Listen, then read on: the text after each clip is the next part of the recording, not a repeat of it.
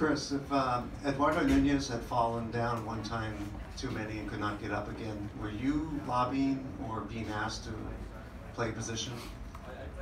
I mean, that's something that you'd obviously have to ask AC. I don't know. And I was the only guy left. It was me and Palm. So if that's how it shakes out, it shakes out. Chris, what did you think? We've asked everybody, but of what Nathan Eovaldi did yesterday, what was your impression? That was nothing short of incredible. What he did last night, I think, picked us up as a team. Same thing with DP, same thing with Nooney. I don't know if Nate's ever thrown back-to-back days in his career, and then to come out after one day off, throwing back-to-back days to throw into the 7th inning of a game that was high leverage, high intensity. That's everything you want in a ball player and in a teammate. He picked us up big time last night, and you know, obviously he deserved better, but I'll never forget what he did. Question for Chris? Chris, after a tough game like last night, is today and the rest of the series kind of an opportunity for you guys to show your character of bouncing back from something like that? Absolutely. I think last night gave us a good opportunity to find out who we were, and I think today's an even bigger opportunity for that. You know, that was a grind. That was the longest game any of us have probably ever been a part of, and you know, we obviously lost the game and took one in the gut. So I think, you know, we picked ourselves up last night after that game. You know, get collected, get some rest, and come back and, you know, stay fighting. That's what got us here. You know, we don't shy away from adversity. We don't back down from a challenge. And I think that's why we are where we are, and the guys in that clubhouse have stayed close and bonded. Chris, what was your personal experience? What did you do the whole game? Was it very odd just having to go that long and not play in it? Yeah, I mean, I asked a couple times if they wanted me to throw. Obviously, when Nooney went down, another opportunity came up to get in that game in a different way. Like I said, you know, the same thing with what Nate did. You know, DP, the same thing. You know, he threw 90-something pitches, I believe, 2 days ago.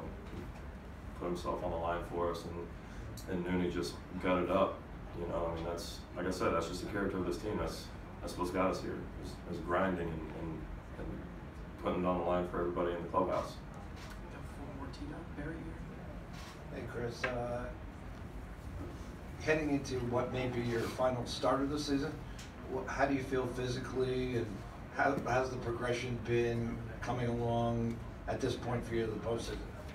I'm ready to go. I'm excited for the opportunity. Go to the first row here on your left, Chris.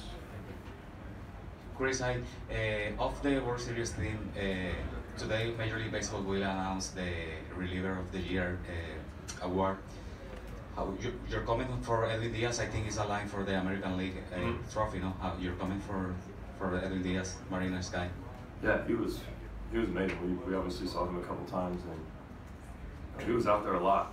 And he stepped up to the plate. He's obviously deserving of the award. And same thing with Hader. You know, he was almost punching out 2 guys in an inning, and that's big. And even what he did in the postseason was huge for his team. So both those guys are very well deserved of the accomplishment, and I think we'll see them for a while here.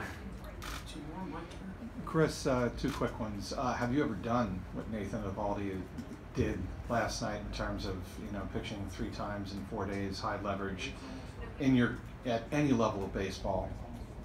And secondly, what is the fine line as a pitcher between laying it all out on the line and trying to have your best stuff?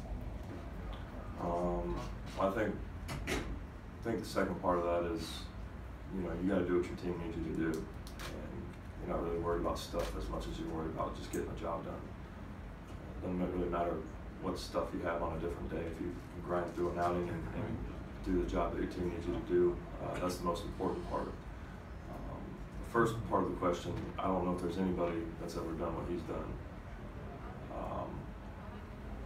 given this scenario. Right. You know, we're in game 1, game 2, and game 3 of the World Series. Freezing cold weather in Boston. Worse the second night than the first night. And then we have a 6-hour travel day where there's not a whole lot of movement. And then he threw 7 innings and the most high leverage game of the year. Check the book. I don't know, but that's incredible by any standard. I don't care who you are, what you've seen. That's impressive. Finish up with Gabe on your left. Chris, it might feel like a long way away right now, but tomorrow you might have a chance to pitch your team to a championship. What would it mean to you to be able to put this team in that position? Well, we got to get there first, and we're focused on what we got to do tonight. We'll worry about that when we get there tomorrow. Chris, next slide. Thank you guys. Appreciate it. Thanks, Chris. The Beavers of the year.